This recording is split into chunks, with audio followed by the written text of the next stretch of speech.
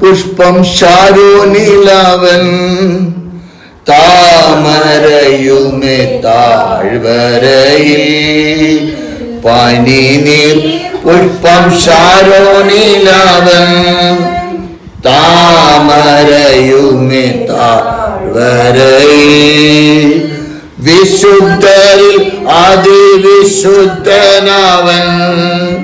മാസൗന്ദര്യ സമ്പൂർണനേ വിശുദ്ധരിൽ അതിവിശുദ്ധനവൻ മാസൗന്ദര്യ സമ്പൂർണനേ വാഴ്ത്തുമേ ഞാൻ എൻ്റെ പ്രിയനെ ജീവകാലമെല്ലാം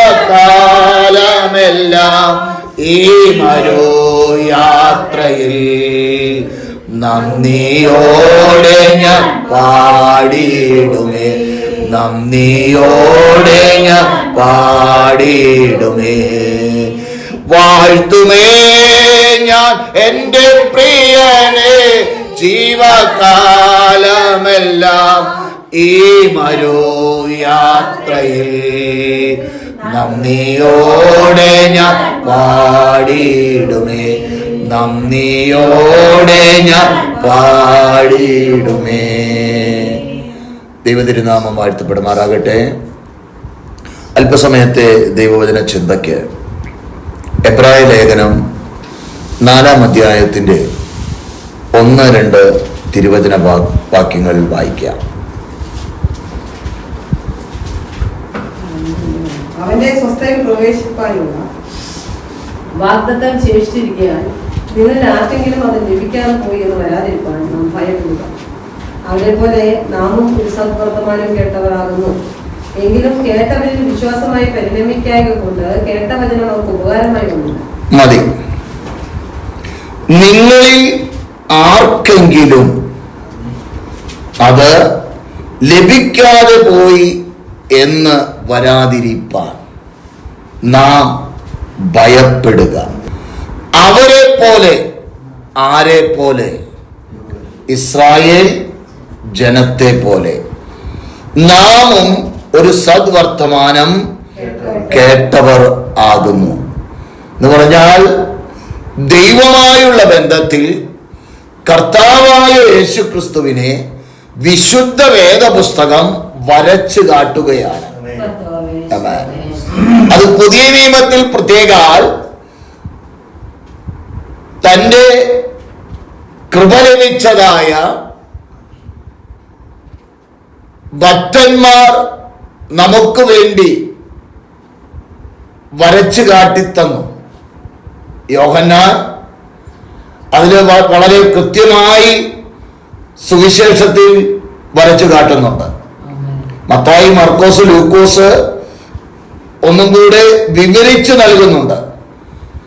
അപ്പോൾ വ്യക്തമായി അത് കഴിഞ്ഞ് അപ്പോസ്തല പ്രവൃത്തിയിൽ അപ്പോസ്തലന്മാർ വരച്ചു കാട്ടുന്നുണ്ട്. അത് കഴിഞ്ഞ് ലേഖനങ്ങളിൽ കൂടെ ദൈവാത്മാവ് അത് വരച്ചു കാട്ടിത്തന്നു. ഇത്രയും ക്രമീകരണങ്ങൾ ദൈവാത്മാവ് നൽകിയിട്ട് അവരെ പോലെ നാമും ഇസ്രായേൽ ജനത്തെ പോലെ എന്ന് പറഞ്ഞാൽ ഞാൻ നേരത്തെ പറഞ്ഞതുപോലെ ദൈവത്തെ അവർ നഗ്നമായ കണ്ണുകൾ കൊണ്ട് കണ്ടു. നമ്മൾ ക്രിസ്തുവിനെ ആത്മകണ്ണുകളാൽ കാണുകയാണ്. സ്തോത്രം. കർത്താവായ യേശു ക്രിസ്തു കാൽവരി ക്രൂശിൽ 3 ആണിമേൽ തൂങ്ങിക്കിടക്കുന്നത് ആത്മകണ്ണുകളാൽ നമ്മൾ അനുദിനം കാണുന്നവരാകണം. അത് കണ്ടാൽ മാത്രം പോരാ. എന്റെ പാപത്തിന്റെ പരിഹാരത്തിന് വേണ്ടിയാണ് ഗതസമന മുതൽ കാൽവരി ക്രൂശ് വരെ, കുലക്കളം വരെ, ഹല്ലേലൂയ, അവൻ അനുഭവിച്ചതായ വേദകളെന്ന് ഹൃദയത്തിനകത്തളത്തിൽ ഒരു ബോധ്യമുണ്ടാകണം.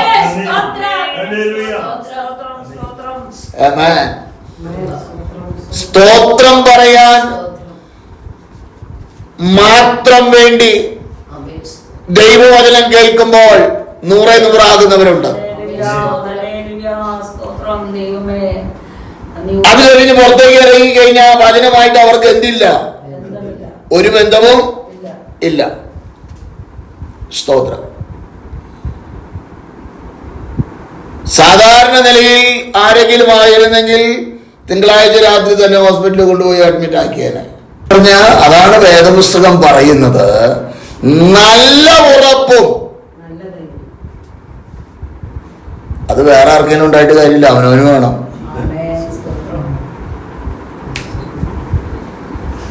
അവനവന് എന്തുണ്ടാകണം? ഇത് കാശ് കൊടുത്ത കിട്ടില്ലെന്നേ. ഏതെങ്കിലും സൂപ്പർ മാർക്കറ്റിൽ കിട്ടുവാണെങ്കിൽ കുറച്ച് മേടിച്ചു കൊടുത്ത് നിങ്ങൾക്ക് തരായിരുന്നു. കുറച്ച് കാശ് ചെലവായാലും വേണ്ടില്ല, കുറച്ച് പൈസ ചെലവായാലും വേണ്ടില്ലെന്ന് കരുതിയായിരുന്നു. അര കിലോ അല്ല, 1 കിലോ മേടിച്ചു കൊടുക്കായിരുന്നു. ഒരു 10,000 രൂപ ചെലവാണെന്നുണ്ടെങ്കിലും 1 കിലോന് 10,000 രൂപയാണെന്ന് ഇരിക്കട്ടെ, ഉറപ്പിന് ഒരു 10,000 രൂപ, ധൈര്യത്തിന് ഒരു 10,000 രൂപ, എന്നാലും വേണ്ടില്ല, എവിടെന്നെങ്കിലൊക്കെ സംഘടിപ്പിച്ച് എന്ത് ചെയ്യായിരുന്നു? ഉറപ്പൊരു 10,000, ഒരു കിലോ ഉറപ്പ് 10,000 രൂപയ്ക്ക്, 1 കിലോ ധൈര്യം 10,000 രൂപയ്ക്ക്. അങ്ങനെ കിട്ടില്ലെന്നേ. ഇത് കിട്ടുന്ന ഒരു കഥയേ ഉള്ളൂ, ദൈവസന്നിധി. കാൽവറി ക്രൂശ്, അവിടെ നിൽക്കാൻ നാം തയ്യാറായാൽ, അവിടുന്ന് നൽകുന്നത് പ്രാപിപ്പാൻ നമ്മൾ തയ്യാറായാൽ, അവിടെ നിന്നൊരു നദി ഒഴുകുന്നത്, ആ നദിയിൽ ഹല്ലേലൂയ നമുക്ക് വേണ്ടത് ജീവനും ഭക്തിക്കും വേണ്ടുന്നത്.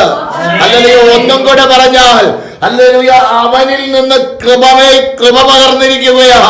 ആ കൃപ പ്രാപിച്ചാൽ, എന്നെ കേൾക്കുന്ന ദൈവമേ, നിനക്ക് നിൽക്കുവാനുള്ള പ്രാപ്തി എന്റെ ദൈവം നൽകും. ദൈവത്തിന്റെ കരുണ കൊണ്ട് എനിക്കൊരു ഭയം ഉണ്ടായില്ല. എനിക്ക് ഒരു ഭയം ഉണ്ടായില്ല.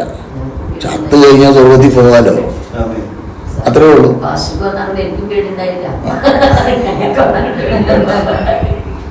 ചത്ത സ്വർഗത്തിൽ പോവാന്നേ.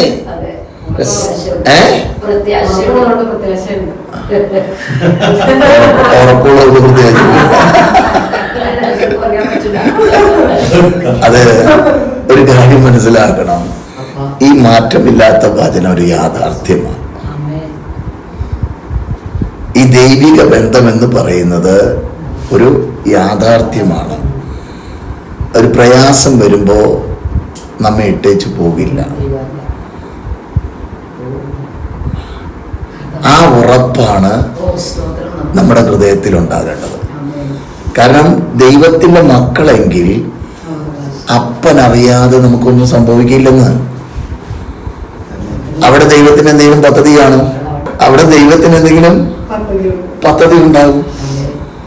ആ പദ്ധതി നമുക്ക് പെട്ടെന്ന് അറിയില്ല.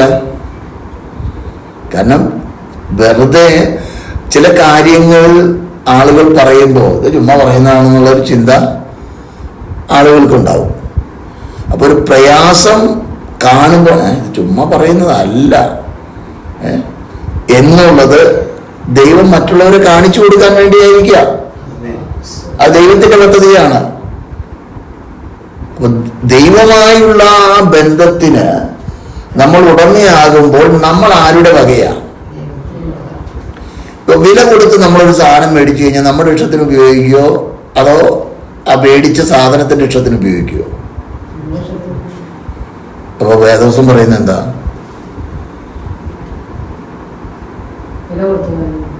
ഞാൻ നിങ്ങളെ വിലയ്ക്ക് വാങ്ങിയിരിക്കാൻ നിങ്ങൾ ആർക്കുള്ളവരല്ല.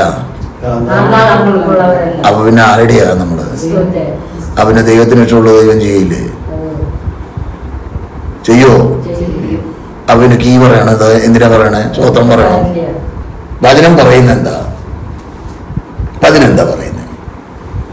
മനുഷ്യരിൽ ആശ്രയിക്കുന്നതിനേക്കാൾ, പ്രഭുക്കന്മാരിൽ ആശ്രയിക്കുന്നതിനേക്കാൾ ഞാൻ നിന്റെ അകർത്യമൊക്കെയും മോചിക്കുന്നു. ബാക്കി പറ, ബാക്കി പറ. 103-ാം സങ്കീർത്തനത്തിലും 3-ാം വാക്യം ഞാനേ പറഞ്ഞേ.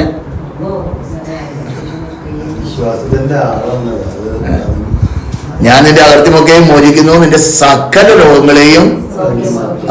നീ യെശയ്യാ പ്രവാചകൻ എന്താ പറയുന്നത്? 53-ാം അധ്യായം, സാക്ഷാൽ രോഗങ്ങളെ ആ. വഹിച്ചു, വേദനകളെ അവൻ ചുമന്നു, അടിപ്പിണരുകളാൽ അവ വന്നിരിക്കുന്നു. എങ്കിലും പിന്നെ അവിടെ പോയിട്ട് അങ്ങ് മേടിച്ചാ പോരെ. എത്ര പേര് ദൈവശബ്ദം കേൾക്കുന്നവരുണ്ട്? ദൈവസഭയ്ക്കകത്ത് എത്ര പേര് ദൈവശബ്ദം കേൾക്കുന്നവരുണ്ട്? ചുരുക്കമാണ്. വിളിക്കപ്പെട്ടവര് ആ ചുരുക്കത്തിൽ പെടണമെന്നാ ഞാൻ പറയുന്നത്. ചുമ്മാ പറഞ്ഞുകൊണ്ടിരിക്കുന്ന അല്ല അത്. ആ ദൈവശബ്ദം കേൾക്കാൻ എന്ത് ചെയ്യണം? പ്രാപ്തരാകണം.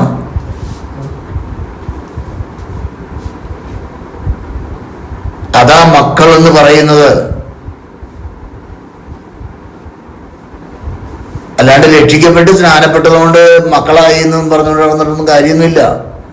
എന്റെ ആടുകൾ, ഉടമസ്ഥനാ പറയുന്നേ, ഞാൻ അവയെ അറിയും, അവ കർത്താവിനെ അനുഗമിക്കാൻ കഴിയണമെങ്കിൽ ആ ശബ്ദം കേൾക്കണം.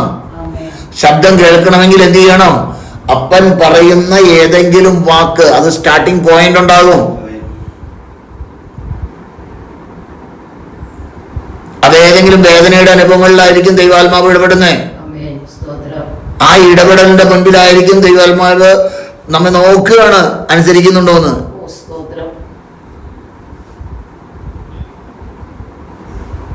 അതാണ് വചനം പറയുന്നത്, അനുസരിക്കുന്ന യാഗത്തെക്കാളും ശ്രദ്ധിക്കുന്ന മുട്ടാടുകളുടെ മേധസ്സിനേക്കാളും നല്ലത്. വേദനയുടെ സമയത്ത് അത് കേൾക്കും, അത് കഴിഞ്ഞു കഴിയുമ്പോൾ അത് തന്നെ ഇവിടെയും പറയുന്നത്, അവരെ പോലെ നാമും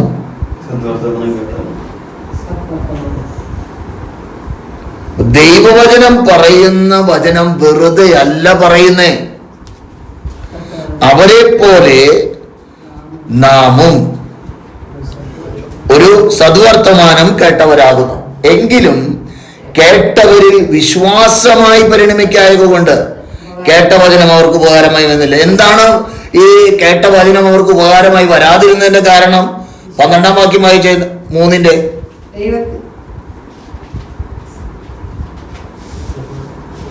സഹോദരന്മാരെ, ജീവനുള്ള ദൈവത്തെ ത്യജിച്ച് കളയാതിരിക്കേണ്ടതിന് അവിശ്വാസമുള്ള ദുഷ്ടഹൃദയം നിങ്ങളിലാർക്കും ഉണ്ടാകാതിരിക്കാൻ നോക്കും. അപ്പോ അവരുടെ ജീവിതത്തിൽ എന്ത് കണ്ടാലും ഒരു അവിശ്വാസം, കുഴപ്പമൊന്നുമില്ല.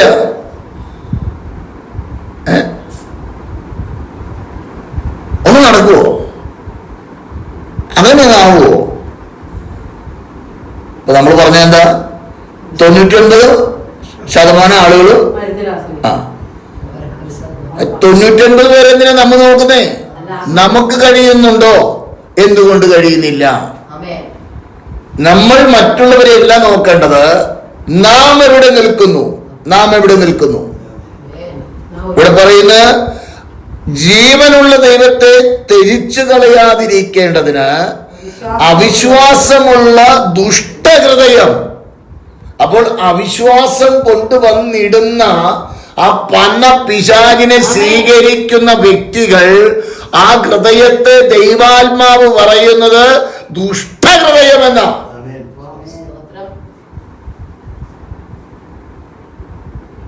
അവിശ്വാസത്തിന്റെ പുറകിൽ വ്യാപരിക്കുന്നത് പന പിശാചിന്റെ ആത്മാവാ. പറയുമ്പോൾ ഇച്ചിരി ബുദ്ധിമുട്ടൊക്കെ ആൾക്കാർക്ക് ഉണ്ടാകും. എന്ത് കേട്ടാലും എന്ത് ചെയ്യില്ല? വിശ്വസിക്കില്ല. ഇനി കൊണ്ടാ വിശ്വസിക്കോ? അപ്പോഴും പറയും അത് അങ്ങനെയല്ല, അത് ഈ വഴി കൂടെ വന്നതാണ്.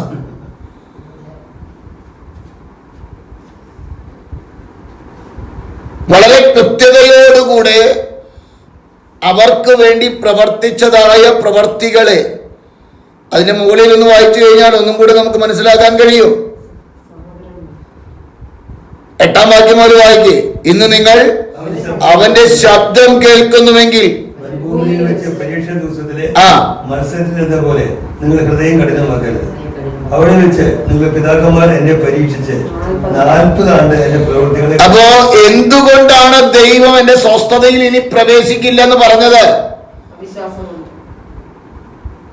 അവിടെ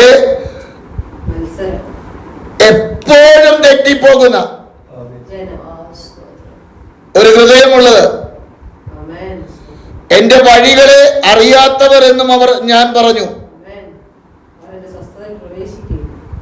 എന്ന് ഞാൻ എന്റെ ക്രോധത്തിൽ സത്യം ചെയ്തു. കാരണം ദൈവിക പ്രവർത്തികളെ, ഇപ്പൊ നമ്മുടെ ജീവിതത്തിൽ ദൈവം പ്രവർത്തിച്ച പ്രവർത്തികളുണ്ടോ?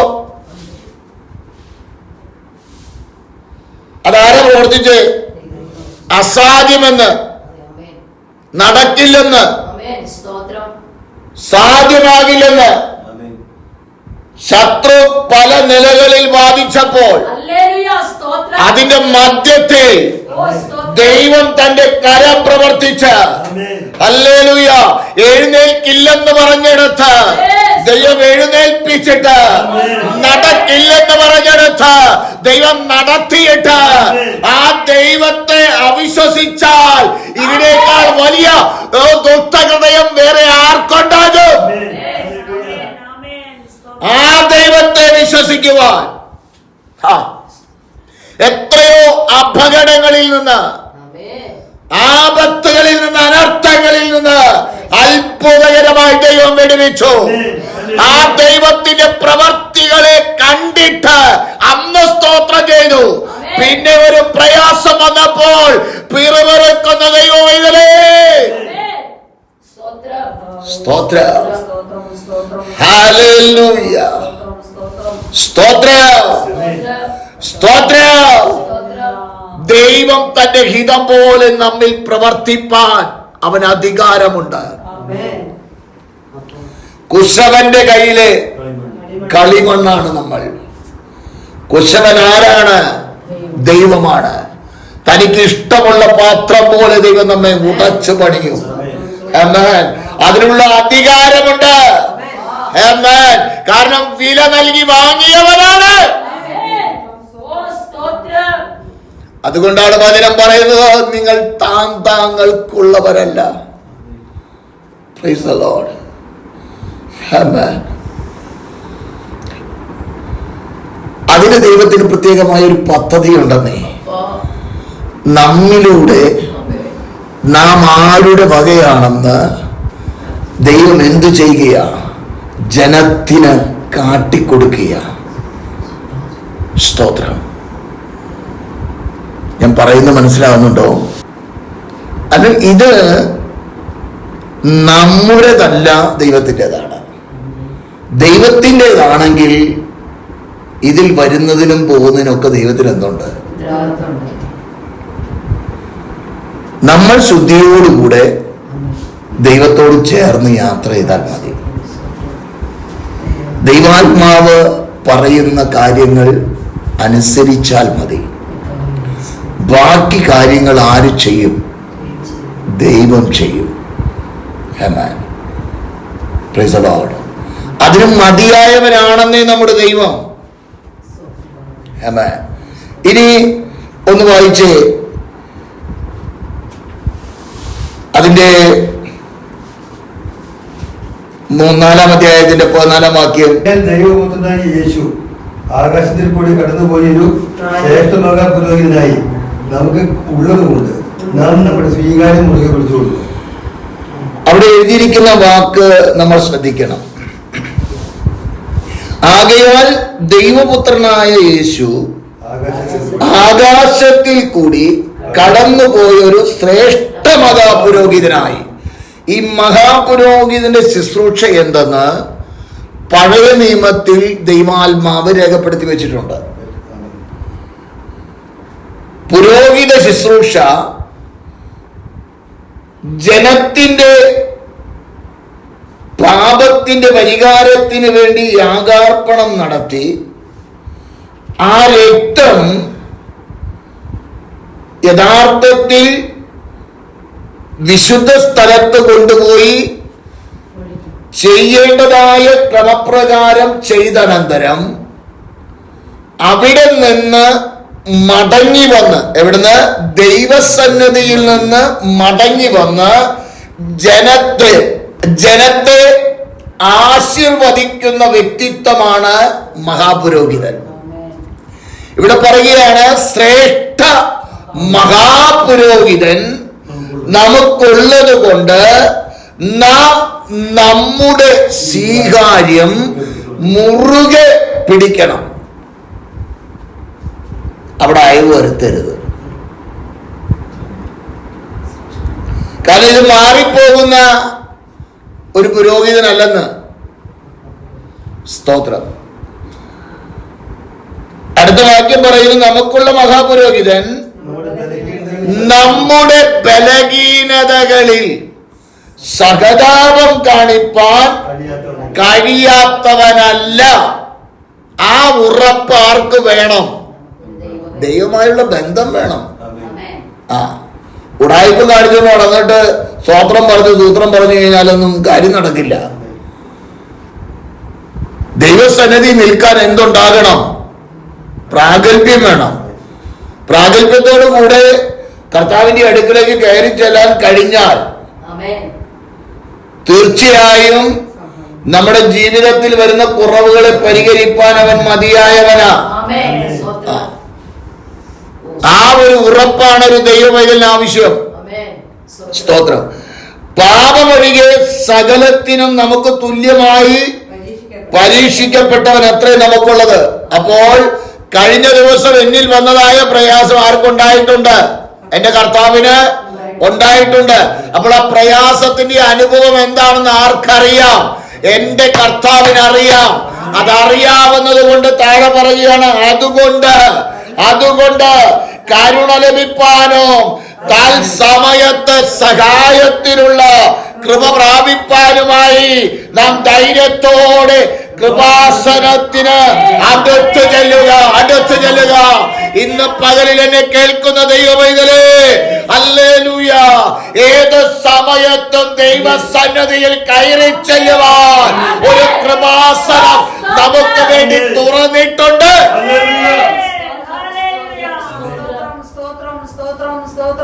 സ്തോത്രം. ആമേൻ. പക്ഷെ ഇവിടെ എഴുതിയിരിക്കുന്ന തിരുവചന ഭാഗം അവിടെയാണ് ഒരു ദൈവത്തിന്റെ ആശ്രയം. അതുകൊണ്ട് കരുണ ലഭിപ്പാനും തൽസമയത്ത് സഹായത്തിനുള്ള മറ്റൊരുവനെ സഹായത്തിന് വേണ്ടി കരഞ്ഞു വിളിക്കേണ്ടതായ ഗതി ഒരു ദൈവവൈതലിനില്ലെന്ന്.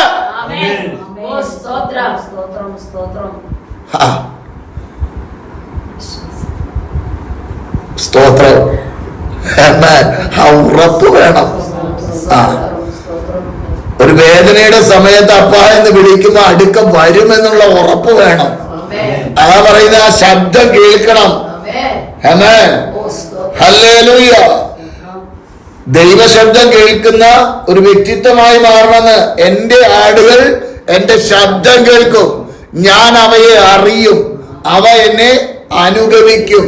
അങ്ങനെ ഒരു വ്യക്തിബന്ധമുണ്ടെങ്കിൽ ഹല്ലേലൂയ, നീ സഹായത്തിന് വേണ്ടി ധൈര്യത്തോടുകൂടെ കയറി ചെല്ലുവാൻ പ്രാപ്തമായ ഒരു നിലവാരത്തിൽ നിന്നെ സഹായിപ്പാൻ, നിനക്ക് കരുണ തരുവാൻ ഹല്ലേലൂയ പ്രാപ്തനായ ഒരു ദൈവ സാന്നിധ്യമുണ്ടെന്ന്.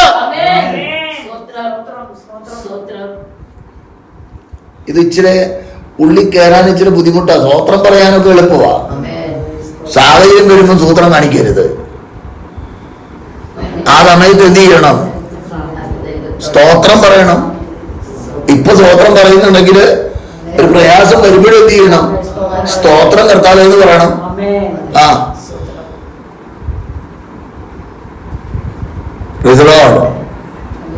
എല്ലാം മനസ്സിലാവുന്നുണ്ടോ?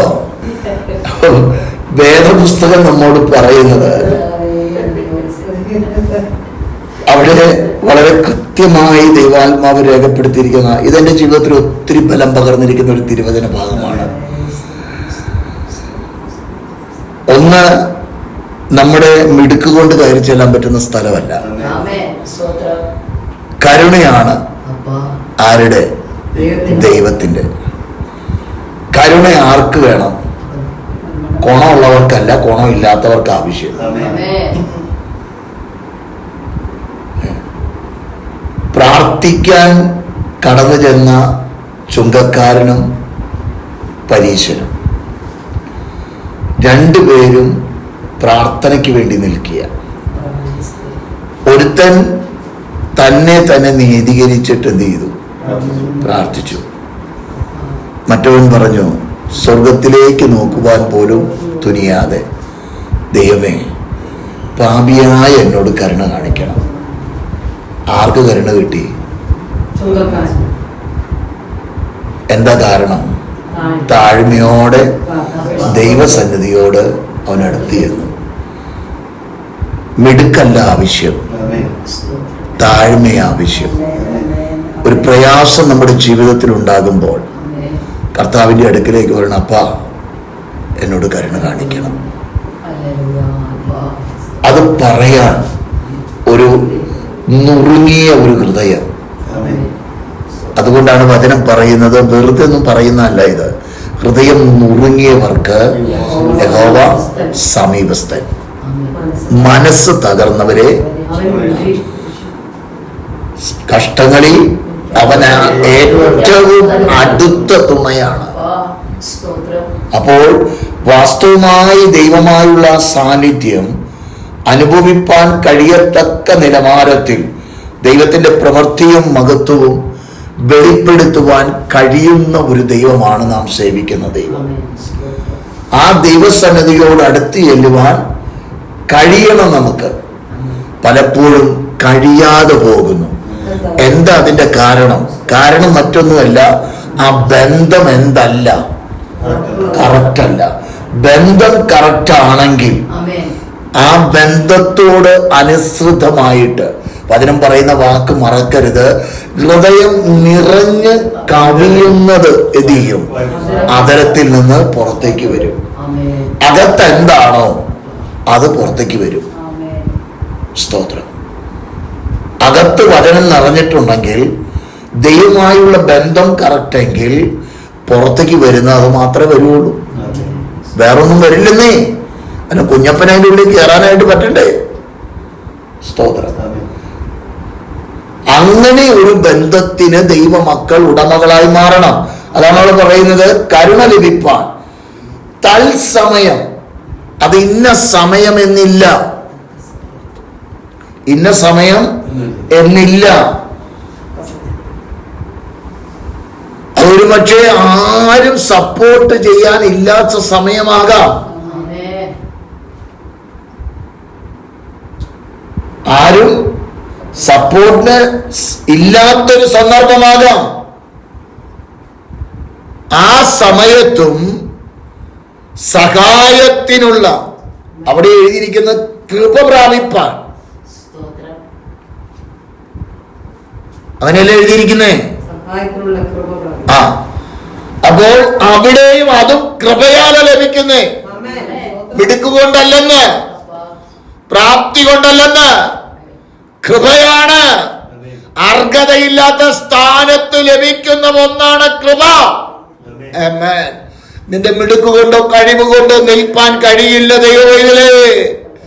ഹല്ലേലൂയ. താഴ്മയോടെ നീ അടുത്ത് ചെല്ലുവാൻ തയ്യാറായാൽ നിന്നോട് കരുണ കാണിപ്പാൻ മതിയായ ഒരുവൻ, ഹല്ലേലൂയ, നമുക്ക് വേണ്ടി ഉയരത്തിലുണ്ടെന്ന്, ദൈവസന്നദ്ധിയിലുണ്ടെന്ന്. ഹല്ലേലൂയ. ശ്രേഷ്ഠ മഹാപുരോഹിതനായിട്ട് അവൻ നിൽക്കുക. ഇതൊക്കെ ഒന്ന് വാസ്തവത്തിൽ ഒന്ന് ഓർത്തു കഴിഞ്ഞാൽ കണ്ണിൽ നിന്ന് കുടുകുടുന്ന് പറഞ്ഞെന്ത് ചെയ്യും? പിന്നെ നമുക്ക് പേടിക്കേണ്ട കാര്യമുണ്ടോ? നമ്മൾ പാടും, ഭയം ലേശം വേണ്ടി നീയും മമയേശു എന്നഭയം വൻതുമ്പ നേരത്തിലും യേശു താൻ എന്നോടിരിക്കും. ഇത് പാടി ആരാധിച്ച് വിക്ടറിയൊക്കെ പറയും. ഒരു പ്രയാസം വരുമ്പോ എന്ത് ചെയ്യുന്നുള്ളത് നിങ്ങൾ തന്നെ പറഞ്ഞാൽ മതി. പാടുന്നതല്ല ജീവിതം, അനുഭവത്തിലൂടെ അത് പ്രാവർത്തികമാക്കാൻ കഴിയണം. അതരം കൊണ്ട് ജൽപ്പനം നടത്തുന്നതല്ല ദൈവബന്ധം. ഹൃദയത്തിനകത്ത് ഉടമസ്ഥന് സ്ഥാനമുണ്ടെങ്കിൽ ആ ഉടമസ്ഥൻ പറയും, മോനെ മോളെ, ഞാൻ നിന്റെ അരികിലുണ്ട്, ഭയപ്പെടേണ്ട, ധൈര്യപ്പെട്. ഹല്ലേലൂയ. ഇതാ ക്രിസ്തീയ ജീവിതം. ഇത് കാശ് കൊടുത്തിട്ട് കിട്ടുന്നതല്ലെന്നേ. അങ്ങനെ ഉണ്ടായിരുന്നെങ്കിൽ എന്തേലും പണി ഒപ്പിക്കാമായിരുന്നു. സ്തോത്രം. ഹല്ലേലൂയ. വളരെ അനുഗ്രഹിക്കപ്പെട്ടതായ ഒരു പദവിയാണ് ക്രിസ്തീയ ജീവിതം. ആ പദവി അനുഭവിപ്പാൻ കഴിയണമെങ്കിൽ പ്രാണപ്രിയനോട് ചേർന്ന് യാത്ര ചെയ്യുവാൻ ഇടയാകണം. അപ്രകാരം ഒരു അനുഭവത്തിന് ഉടമകളായി ഹല്ലേലൂയ നിലകൊള്ളുവാൻ ഇടയാകട്ടെ. അവിടെ പറയുന്ന അവസാന വാക്ക് ഇങ്ങനെയാണ്: ധൈര്യത്തോടെ കൃപാസനത്തിന് അടുത്ത് ചെല്ലുക. അവിടെയും പറയുന്നത് ധൈര്യം വേണം. ധൈര്യത്തോടെ ചെന്നാൽ കൃപാസനത്തിന്റെ മുൻപിലാണ്. നമ്മുടെ പ്രാഗൽഭ്യം കൊണ്ടല്ല അവിടെ ചെല്ലാൻ കഴിയുന്നത്. കാരണം അവിടെ ഒരു ശ്രേഷ്ഠ മഹാപുരോഹിതനുണ്ട്. ഹല്ലേലൂയ. നമ്മുടെ പാപത്തിന് പരിഹാരം വരുത്തിയവരുണ്ട്. കർത്താവേ എന്നെ സഹായിക്കണമെന്ന് പറയുമ്പോൾ അവൻ നമ്മെ വാരിപ്പുണർന്ന് ഹല്ലേലൂയ അമ്മാരോട് ചേർത്തണച്ച് ഹല്ലേലൂയ പിതാവേ ഇവനും വേണ്ടി കൂടെയാണ് ഞാൻ കാൽവറി ക്രൂശിൽ മരിച്ചതെന്ന് പറയുന്ന ഒരനുഭവമുണ്ട് കേട്ടോ. ഹല്ലേലൂയ. അതനുഭവിപ്പാൻ കഴിയുന്നവർക്കായി ഞാൻ സ്തോത്രം ചെയ്യുകയാണ്. അത് കഴിയണമെങ്കിൽ നിനക്ക് ഇഷ്ടമുള്ള വഴിയിലൂടെ നീ നടന്നാൽ നടക്കുകയില്ല. ദൈവവചനത്തോട് ചേർന്ന് ദൈവവചനമനുസരിച്ച് യാത്ര ചെയ്യുന്ന ദൈവവചനേ നിന്നെ സഹായിപ്പാൻ, നിനക്ക് വേണ്ടി പ്രവർത്തിപ്പാൻ, നിന്നോട് കരുണ കാണിപ്പാൻ, നിന്നോട് കൃപ കാണിപ്പാൻ അവൻ മതിയായവൻ തന്നെ.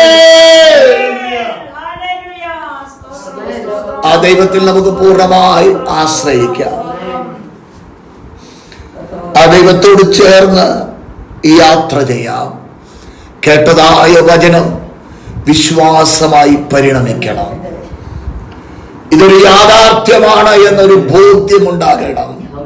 ഇത് ചുമ്മാ പറയുന്നതല്ല, ഇതൊരു യാഥാർത്ഥ്യമാണ്. ആ യാഥാർത്ഥ്യത്തോട് ചേർന്ന് നിൽപ്പാൻ നാം തയ്യാറായാൽ അതിന്റെ പ്രവൃത്തി നമ്മുടെ ജീവിതത്തിൽ വെളിപ്പെടുത്തുവാൻ ഉടമസ്ഥൻ മതിയായവനാണ്.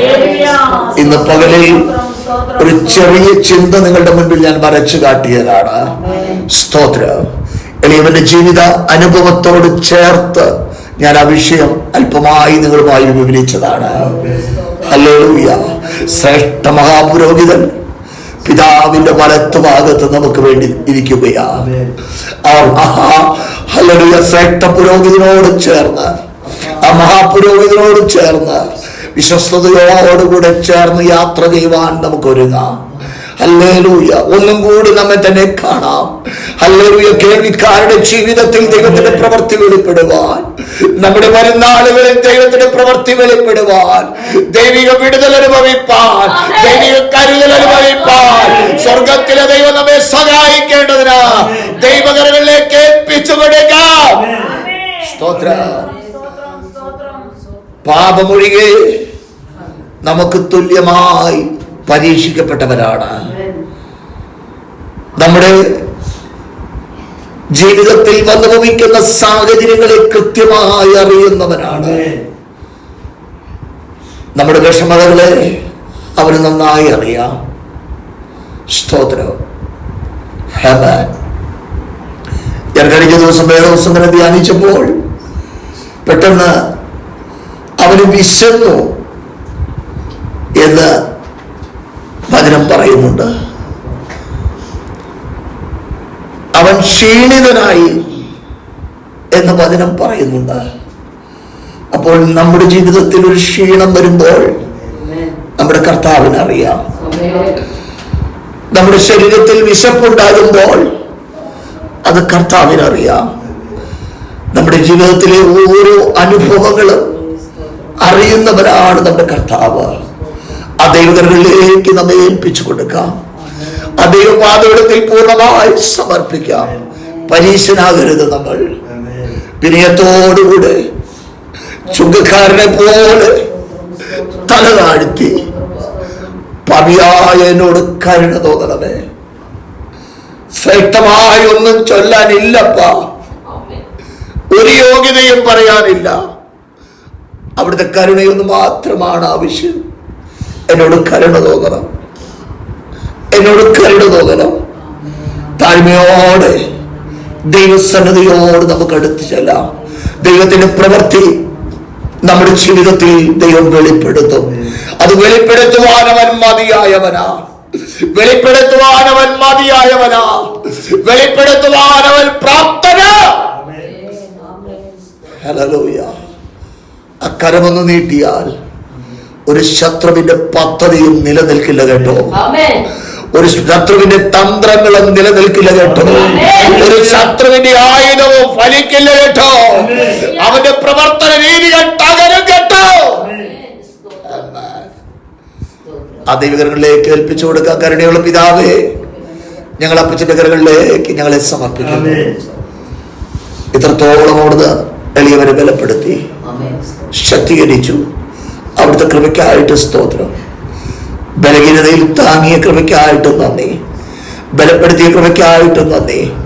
അവിടുത്തെ ബലമുള്ള കരങ്ങളെ തുടർന്ന് വഹിച്ച് നടത്തുവാൻ അവരുടെ കരങ്ങളിലേക്ക് ഏൽപ്പിക്കുന്നു. ജനത്തെ അവിടുന്ന് ആദരിക്കണം, ജനത്തെ അവിടുന്ന് മാനിക്കണം, അവരുടെ പ്രവൃത്തി വെളിപ്പെടുത്തണം, അവിടുത്തെ കരുതൽ അനുഭവിപ്പാൻ അവിടുന്ന് സഹായിക്കണം. കരങ്ങളിലേക്ക് ഏൽപ്പിക്കുന്നു. കേൾവിക്കാരെല്ലാവരെയും കർത്താവ് അനുഗ്രഹിച്ചാട്ടെ. ഈ ബലത്തോടെ ഞങ്ങൾ മുൻപോട്ട് യാത്ര ചെയ്യട്ടെ. കരുതലേൽപ്പിക്കുന്നു. പ്രാർത്ഥന കേട്ട് മറുപടി നൽകി ഞങ്ങളെ ആദരിക്കും കൃപയ്ക്ക് നന്ദി പറയുന്നു. ക്രിസ്തുയേശുവിൻ നാമത്തിൽ തന്നെ ആമേൻ, ആമേൻ, ആമേൻ.